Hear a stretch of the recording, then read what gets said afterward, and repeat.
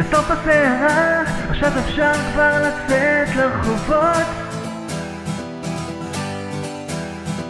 ילדה אחת יפה, כל הזמן מחפשת תשובות.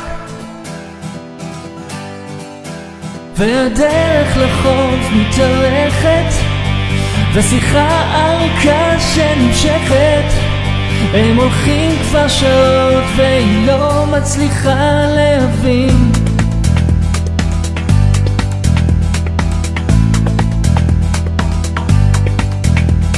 מסתות כותה בדרך, מפעלים עם עשרות פועלים.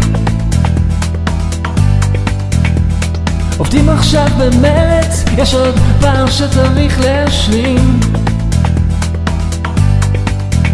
לפעמים קשה קצת לסלוח, לפעמים אנשים משתמשים כאן בכוח. רק תקשיבי למה שאומרות השנים.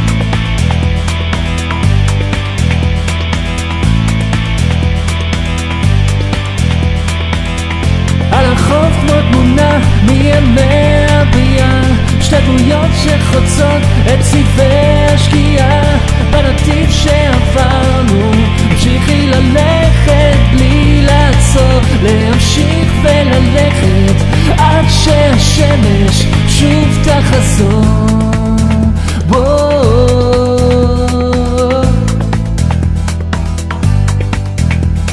בסוף הסערה עכשיו צריך לנהוג לפי הכללים. ילדה אחת יפה והיא לא תסתפק במילים. את מבינה? זה הטבע שלנו, זה ההרס הזה שנמצא בכולנו. גם החושך הזה ייעלם עוד מעט.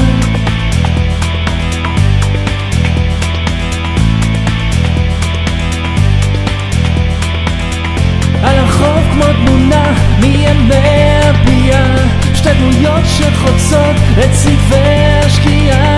בנתיב שעברנו המשיכי ללכת בלי לעצור, להמשיך וללכת עד שהשמש שוב תחזור.